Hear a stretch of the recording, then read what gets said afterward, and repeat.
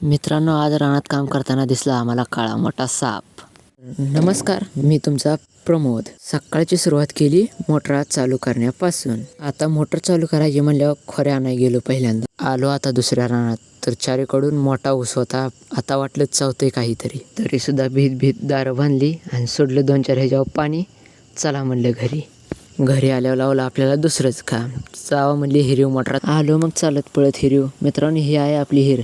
हिरीचं पाणी गेलंय खूप खाली. आता कपडे काढून उडी टाकायचा विचार होता, आणि तेवढ्यात लक्षात आलं आपल्याला कॉलेजला पण जायचं आहे. कॉलेजनं आल्या आल्या हाकललं रानात. हे आहे आमची नवीन हिर. ही आहे त्या हिरीवरची देवी. हिरीत पाहिलं पण पाणी खूप खाली गेलतं.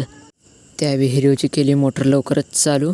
त्या मोटरपासून आलं सन्नाटी रिपेरी करत ह्या मोटरपाशी. ही सुद्धा मोटर लगेच चालू केली. तिथून आलो लगेच इकडं दुसऱ्या साईडवर. तिथला कॉक कसा उलटा सुलटा काय करायचा होता ते करून घेतला लवकर. तर तेवढ्यात दिसला हा काळा मोठा साप. पण जवळ गेल्यावर कळलं ती पेप्सी पाईप आहे.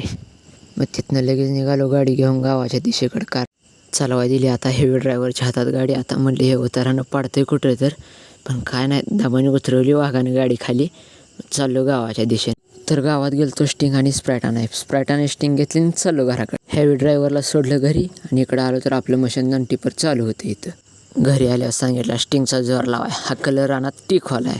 तर टी खोलं काय खोलं ना, तशीच खोलली कशी तरी. तेवढ्यात अजून दुसरीकडे जोर लावाय सांगितलं. घरनं आला फोन, गिनीगोल तोडून ठेव म्हणून.